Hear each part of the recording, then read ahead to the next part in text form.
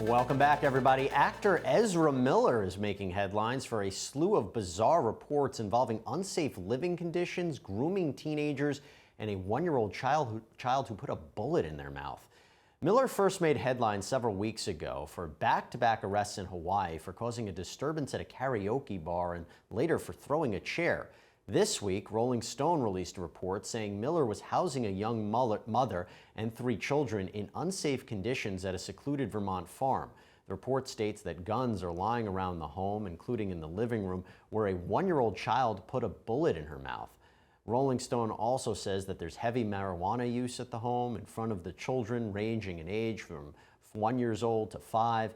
And at the same time, officials in North Dakota sent out a protective order against Miller, who is yet to be located by the court. Parents there accuse Miller of grooming their teenage daughter with cult-like behavior and violence. All right, Bernarda, I'm not even sure where to even begin here, but what sort of repercussions could Miller be facing here in light of all these accusations? I'm waiting to hear when the Department of Children and Families are going to go to the location and try to investigate these allegations before it's too late. Of course, we never want to hear that something has happened to a child or that the police are running onto someone's property for no reason at all. But we need to be careful because we have all heard of those kids that have died at young ages at the hands of others who don't properly care for the environment that the children are in.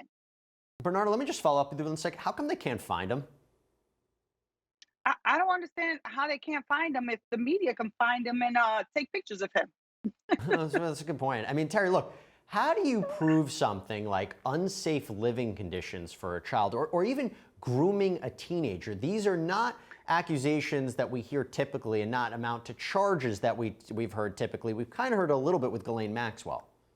Absolutely. In fact, I was going to mention that with the unsanitary conditions, there's all kinds of evidence that can be presented. You can show that there are, a situation where the house isn't kept clean, where you're not getting food, where there's physical abuse, even bruises or broken bones, or there's emotional abuse. So any type of evidence where there is a condition that is not safe for that child, it could be a range of things. And as far as grooming is concerned, like you said, Jesse, we saw that in the Ghislaine Maxwell case. That is actually defined as establishing a relationship with that child in order to promote some sort of sexual activity. And it could be grooming with the child, it could be grooming with the family, which it does sound like might be occurring here. And it takes place by lowering that child's inhibitions. You try to make a friend with that child. You try to give them gifts. You do Right. all of these things that the child thinks that you are becoming close to them and that you're a friend and that they will trust you. So that's what they'd have to prove. They'd probably use an expert in the case if this case is actually brought to show that all of those things have been occurring. Yeah. So we'll see what happens. We will. I mean, these are disturbing allegations against this man, so we'll see what happens. Bernarda, Terry, thank you so much. Everyone out there, thanks for joining us here on Law and Crime Daily. We'll see you next time as we discuss justice in America.